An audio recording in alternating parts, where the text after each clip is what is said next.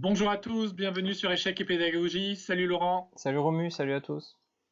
Alors aujourd'hui, comme c'est le week-end, forcément, vous avez droit à votre étude. C'est une composition du plus célèbre compositeur actuel, à savoir Afek, donc qui est extrêmement connu et qui a réalisé énormément d'études incroyables. Et celle-là, je pense que ne va pas, elle va, elle va pas me contredire. Vous avez du boulot. Donc, le trait est au blanc. Il faut gagner. Et c'est pas si simple. C'est même pas évident du tout. Mais on vous fait confiance pour trouver la solution. Donc, pour cela, comme d'habitude, on vous invite à mettre sur pause la vidéo. Et ensuite, Laurent va nous décortiquer tout ça et avancer pas à pas dans la solution. Ouais, avancer pas à pas, ça va être nécessaire comme on va le voir parce que il y a beaucoup de fausses pistes et il faut être extrêmement précis pour trouver la solution. Alors faisons un petit peu le bilan de cette position avant de commencer à la calculer. Les blancs ont une qualité d'avance, mais prenons garde, il y a deux pions sur la troisième rangée. Je vous confirme que votre échiquier n'est pas à l'envers. Les pions vont bien dans ce sens-là et veulent faire une promotion soit sur A1, soit sur B1, soit les deux. Donc il va falloir prendre en compte évidemment ceci. Bien entendu, comme il y a un cavalier sur l'échiquier, on va devoir se méfier des fourchettes, mais pour l'instant, le cavalier noir semble plutôt bien gardé en laisse, on va dire, par notre tour E5, qui domine la plupart des cases sur lesquelles ce cavalier pourrait avoir envie de se déplacer. Bien entendu, la grande urgence, on l'a déjà dit, ce sont les deux pions passés liés, qui en plus bénéficient du soutien de ce roi sur C1. Alors, comme on va le voir, peut-être que ce roi sur C1, c'est pas une si bonne nouvelle que ça pour les noirs, mais en tout cas, pour l'instant, à l'œil nu, on peut penser que ce roi est là pour aider les pions à avancer. Du point de vue des blancs, sur quoi est-ce qu'on peut se reposer? Notre roi n'est pas si loin finalement de l'action, d'ailleurs on va l'utiliser très très vite, et derrière ce roi, nous avons un pion qui lui aussi est prêt à faire la course pour aller faire une promotion. On comprend bien que pour l'instant la course est perdue d'avance, mais on va essayer de trouver de petites astuces pour faire en sorte que notre pion soit plus rapide que ceux des noirs. Donc dans un premier temps, il faut bien évidemment lutter contre ces pions passés. La tour toute seule ne pourra pas faire de miracle, elle a besoin d'aide, et c'est la raison pour laquelle on envisage assez facilement le coup roi A4, qui a le mérite d'attaquer les deux pions à la fois. Et si on parvient à prendre l'un des deux pions, notre roi va avoir le mérite de gêner un petit peu le roi de l'adversaire. Alors on constate ça notamment dans la variante qui commence par A2, roi prend B3, et suite à une promotion, les blancs joueraient simplement tour E1 échec, et après roi D2 et tour prend dame, nous avons réussi l'impossible, c'est-à-dire éliminer les deux pions noirs et conserver un avantage plus que suffisant pour gagner la partie. Alors ça c'est sur A2, mais il y a une autre défense, qui est évidemment B2. On joue roi prend A3, toujours avec la même idée, parce qu'on part du principe qu'en cas de B1 dame, tour E1 échec, lorsqu'on va éliminer la dame, on pourra ensuite prendre le cavalier. J'ai oublié de le préciser dans la présentation, désolé, mais vous aviez tous noté que ce cavalier était attaqué dès le début dès la position initiale, on va dire. Alors, c'est là que l'étude va commencer. Jusqu'ici, rien de très transcendant. Les noirs essaient de faire une promotion. On va lutter facilement contre cette promotion avec notre tour qui est prête à faire une enfilade sur la case E1. Cependant, le premier coup exceptionnel au sens propre de cette étude, c'est la défense des noirs qui est constituée par le coup cavalier E4. Alors si vous aviez anticipé ça, bravo, parce que c'est loin d'être facile. C'est toujours difficile d'anticiper les défenses de l'adversaire, et ici, ce coup ne fait pas exception. Le cavalier se sacrifie. Alors dans quel but? Le premier but est assez évident, on souhaite interdire l'arrivée d'une tour sur E1. Et on réitère notre menace extrêmement grave pour l'adversaire, c'est-à-dire B1. Cependant, on pourrait se dire, ok, les noirs m'ont empêché de jouer tour E1, mais après tour prend E4, je vais à nouveau avoir un accès à la case E1, et tout va bien, puisque sur B1 dame, je peux tout simplement faire tour E1 échec. Mais, Afek étant un petit malin, pourquoi est-ce qu'il a sacrifié son cavalier sur E4? pour pouvoir faire non pas une promotion en dame, mais une promotion en cavalier sur échec. Et ici, on voit la beauté de cette étude, ou en tout cas de l'introduction de cette étude. Quel que soit le coup choisi par les blancs avec leur roi, il va y avoir une fourchette qui va permettre aux noirs de récupérer la tour. Donc si roi A4, c'est évidemment cavalier C3. Sur roi A2, c'est la même chose. Et enfin, sur roi B3, on aurait le coup cavalier D2, à nouveau échec, récupère la tour. Donc la grande difficulté maintenant, c'est de savoir quelle case choisir pour le roi blanc, et ensuite, est-ce que le cavalier va être suffisamment agile pour attraper nos pions ou pas? Alors Romu, est-ce que tu as une baguette magique pour trouver comment se dépatouiller de toutes ces possibilités? Non. Ah, dommage. Désolé. Merci, fin de la vidéo. Non, là, il y a 3 coups possibles. La seule façon de résoudre l'étude, c'est de les calculer séparément et de comparer les variantes. Donc là, tu l'as dit, il y a roi A2, roi A4 et roi B3. Bon, on va peut-être commencer par roi B3, peut-être, c'est peut-être le plus Allons-y. simple. Allez, soyons fous. Donc sur roi B3, bon, évidemment, cavalier D2, échec. Donc là, les blancs ont plusieurs cases avec le roi, 2 en l'occurrence, enfin roi C3 ou roi A4.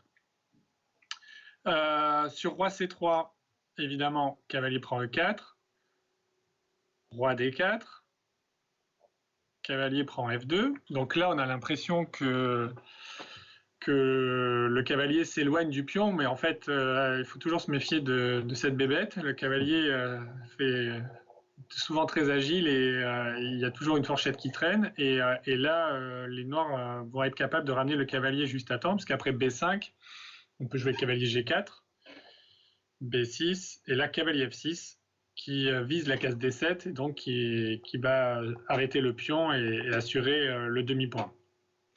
Ok, effectivement, à l'œil nu, on aurait pu penser qu'après B5, dans cette situation-là, le cavalier ne pouvait pas revenir, mais comme tu l'as dit, il est extrêmement agile.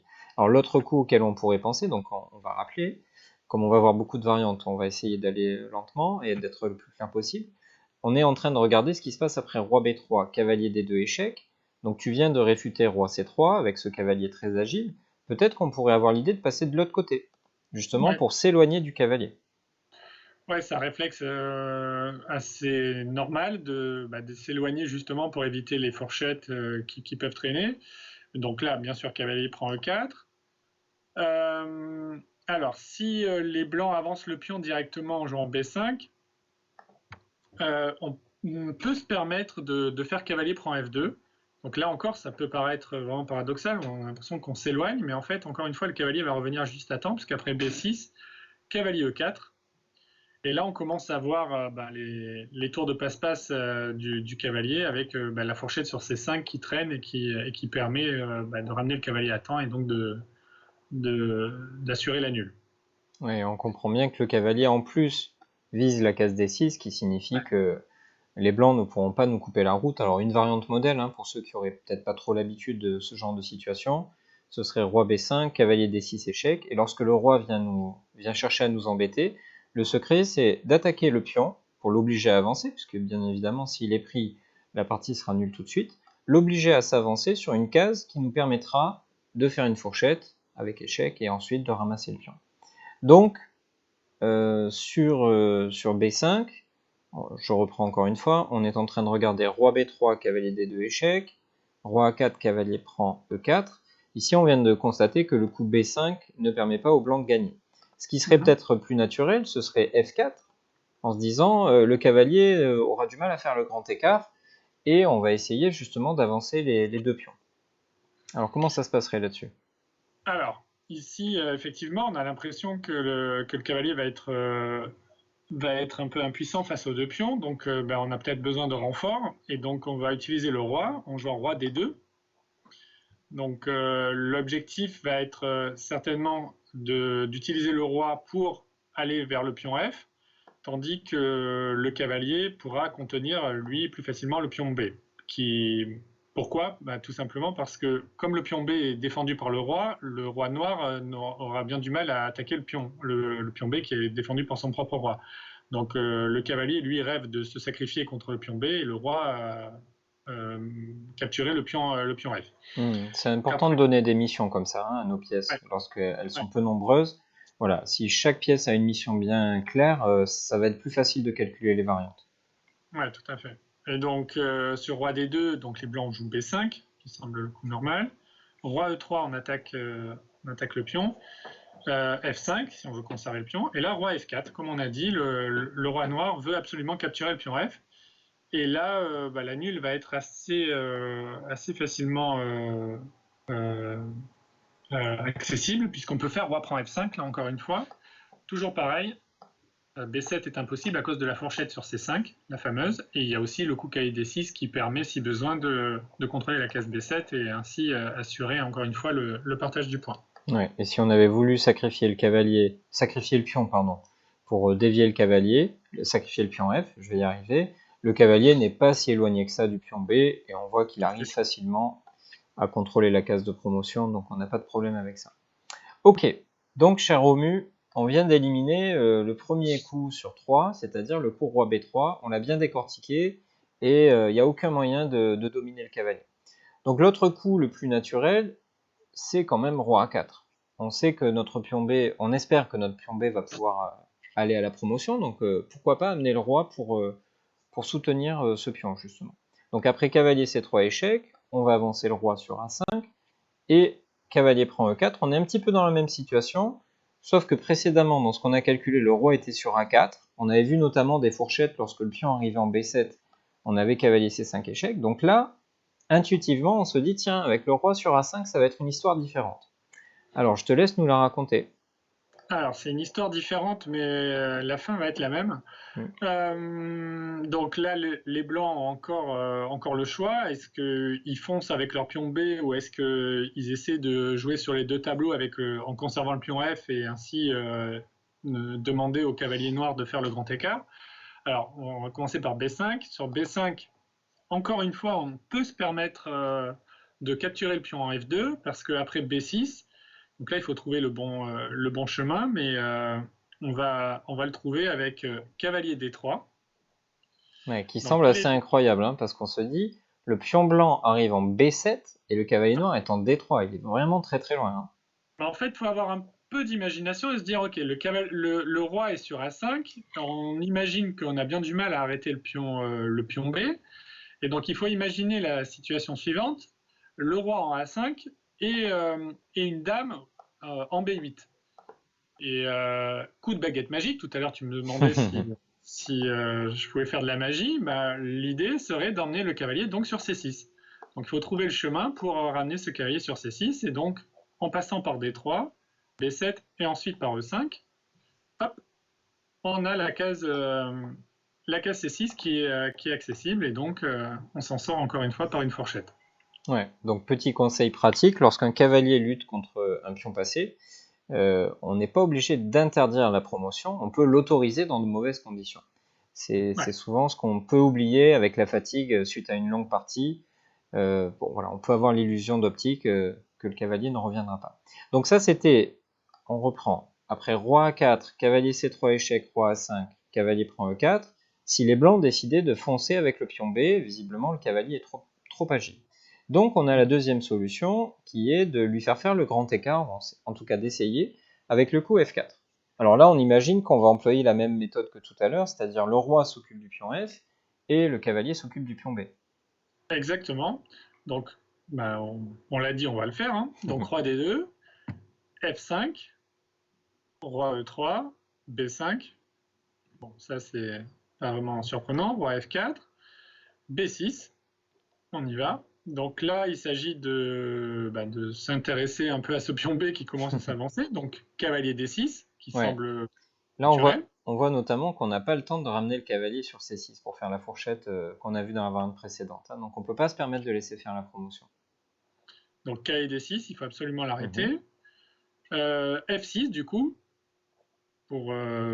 pour essayer de divertir le cavalier D6 et de le surcharger, puisqu'il doit surveiller à la fois l'avancée du pion sur B7 et l'avancée de l'autre pion sur F7. Donc on a besoin du roi, comme tout à l'heure. Donc roi G5, on y va. On menace roi prend F6, donc F7.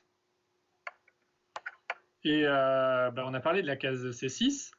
Et tout à l'heure, on ne pouvait pas y aller trop rapidement, mais là, grâce à la suite qui va découler de F7, on va s'apercevoir qu'il y a un chemin qui mène à la case C6. Donc après cavalier prend F7, B7, et là, oh magie, cavalier D8 attaque le pion et en même temps vise la case C6. La fameuse case de fourchette, on retrouve la même idée que précédemment. Ouais. C'est beau, hein, quand même. Hein, c'est beau et difficile. ouais, c'est difficile, mais bon, on espère que tout le monde apprécie justement le côté artistique. Hein. Il faut souffrir pour voir de belles choses. Donc, ok, alors revenons à la position depuis laquelle on calcule tout ça. On a calculé roi B3, on l'a éliminé. On a calculé roi A4, on l'a éliminé. J'ai envie de dire, en pratique, une fois qu'on a calculé ces deux coups-là, et qu'on sait qu'ils ne fonctionnent pas, on pourrait jouer roi A2 sans même savoir ce qui va se passer ensuite, puisque c'est le propre de la technique par élimination. S'il y a 3 coups et que j'ai éliminé les 2 premiers parce qu'ils ne fonctionnent pas, de toute façon, je dois jouer le troisième. Bon, on peut aussi le calculer. Hein. Donc roi A2, par élimination, c'est le bon coup. Cavalier C3 échec pour récupérer la tour. Et là, on a un nouveau choix à faire. Oui, il y a des choix partout, c'est ça qui est difficile et il n'y a aucune ligne droite, il faut prendre des chemins sinueux. Et on a le choix, mais quand on a un peu l'habitude de résoudre des études, avec un peu d'expérience, on peut deviner le coup et en tout cas s'y intéresser le plus, je sais pas comment le dire vraiment de manière assez claire, mais disons que on peut être guidé par notre expérience et le coup qui a l'air le plus bizarre, paradoxal, en général, c'est la solution parce que il y a un côté artistique dans les études et donc forcément l'auteur fait en sorte de faire des choses surprenantes. Donc ici, le coup qui gagne, et c'est le seul coup qui gagne, c'est roi A1. Donc ça peut paraître vraiment paradoxal parce que on a plutôt l'humain normalement constitué a qu'une envie, c'est d'aller accompagner le pion B à dame. Et en fait, en A1, l'idée c'est que le roi en fait s'abrite de toutes les fourchettes et en fait se met à l'abri, tout simplement. On a Exactement. vu tout à l'heure que le roi en B3, le roi en A4, le roi, peu importe où vous le placez, de toute façon, à chaque fois, il y a une fourchette qui traîne et ça empêche la promotion. Donc, puisqu'on n'arrive pas avec notre roi à être tranquille, on va trouver un abri sûr en A1. Donc, la case la plus paradoxale de l'échiquier, mais en fait qui est la plus sûre. Et c'est comme ça que les blancs vont gagner, comme on va le voir dans les variantes qui suivent. Ouais, donc après, c'est paradoxal si on n'a pas calculé les variantes qu'on a vues précédemment, mais justement, si on a calculé ce qui se passait sur roi B3, ce qui se passait sur roi A4, on doit arriver à la conclusion que finalement, ce roi n'a pas du tout besoin d'accompagner le pion et d'accompagner les pions, pardon. Les pions suffisent à eux-mêmes pour dominer le cavalier, comme on va le constater. Et finalement, ce roi blanc, il n'était là que pour aider les noirs. Lorsqu'il avançait avec les pions, il donnait des opportunités défensives par la fourchette. Donc, ce qu'on demande au roi, c'est de s'effacer du jeu. Quoi de mieux pour le faire que de le mettre dans un coin. Et ensuite, on laisse faire les pions qui vont être de toute façon plus forts que le cavalier, qui n'aura pas de jambes assez grandes pour les attraper s'il n'y a pas de fourchette. Donc c'est paradoxal si on n'a rien calculé, et c'est très très logique si on a calculé ce qu'on a présenté précédemment. Donc paradoxal ou logique, comme vous voulez, en tout cas le bon coup c'est roi 1. Alors après cavalier prend E4, on a dit que les pions étaient plus forts que le cavalier, c'est la vérité, mais on ne peut pas fermer les yeux et les avancer n'importe comment. Par exemple, après F4, les noirs auraient le coup cavalier D6, stopperaient les deux pions à la fois, et les pions ne sont pas suffisamment avancés pour que l'un se sacrifie afin de faire passer l'autre. Le cavalier aura le temps de prendre le pion sacrifié, puis de revenir arrêter le second. Donc il faut les avancer dans le bon ordre. Le bon ordre ici, c'est le coup B5. Comment arrêter ce pion avec les noirs? On va le faire par cavalier D6, attaque le pion B5 et contrôle la case B7. Mais on comprend bien qu'après roi D2, les noirs ne sont plus qu'à un coup de fer nul. Comment faire nul? Il faudrait jouer roi D3, afin, lorsque le pion va s'avancer sur F4, de jouer roi E4 et d'intercepter ce pion. Malheureusement, pour eux, le trait n'est pas au noir, mais au blanc. Et après F4, on comprend bien que le roi noir ne sera jamais dans le carré du pion F. Et on comprend aussi que le cavalier, qui a pour mission d'arrêter le pion sur F4 et le pion sur B6, ne pourra pas prendre le pion en F5 puis revenir arrêter le pion B. Tout à l'heure, quand le pion B6 était sur B4, évidemment, on avait le temps. Désormais, ce n'est plus le cas. Donc après n'importe quel coup des noirs, disons roi E3, les blancs vont jouer F5, dévier le cavalier. Alors on peut accepter que les noirs prennent tout de suite, sur quoi on ferait B7, ou qu'ils prennent un coup plus tard, par exemple après roi E4, F6, roi E5 et maintenant F7. De toute façon, il faudra finir par prendre ce pion-là, et ensuite le pion B pour aller à la promotion. Donc une étude particulièrement riche et surtout très instructive sur la lutte entre un cavalier et des pions passés. Robin. Ouais, ça, c'est un scénario assez classique avec ce rapport matériel. Et, euh, et donc là, souvent, il faut, enfin, c'est pas souvent, c'est même toujours, il faut s'efforcer de calculer précisément chacune des variantes. Là, on peut, on peut donner des conseils pratiques, mais vraiment euh, aller jusqu'au bout des variantes, ne pas se laisser impressionner par un pion passé en se disant ah bah, le cavalier est trop loin du pion, le pion va filer à dame. On l'a vu dans de multiples variantes, le cavalier est une bête un peu sournoise et qui saute partout et qui fait plein de fourchettes. Et donc, même quand ça a l'air désespéré, il y a toujours des fourchettes qui traînent. Donc on peut vous donner comme conseil de calculer vraiment jusqu'au bout et ne vous arrêtez pas en cours de route. Et par élimination, on peut trouver la solution comme là, le coup roi 1, comme tu l'as dit, c'est à la fois paradoxal si on calcule rien, évidemment, puisque c'est la case la plus éloignée des pions blancs. Mais par élimination, on a vu que c'était la seule case où le roi était enfin tranquille et justement n'était pas exposé aux fourchettes de cavalier. Donc une belle étude d'affect, vraiment pas facile bien évidemment, parce qu'il y a pas mal de choses à calculer, des variantes un peu longues avec les fourchettes de cavalier, mais très instructive au niveau pratique. Et c'est une des raisons pour lesquelles d'ailleurs on a choisi de vous la présenter avec Laurent. Et donc, merci Laurent pour toutes les explications précieuses. Et on espère qu'elle vous sera utile dans vos prochaines parties en tout cas et qu'elle vous aura plu. Si c'est le cas, n'hésitez pas à liker la vidéo. Et bien évidemment, on vous donne rendez-vous dès demain pour une nouvelle publication et encore d'autres petites astuces pour mieux négocier vos parties. Au revoir. À bientôt.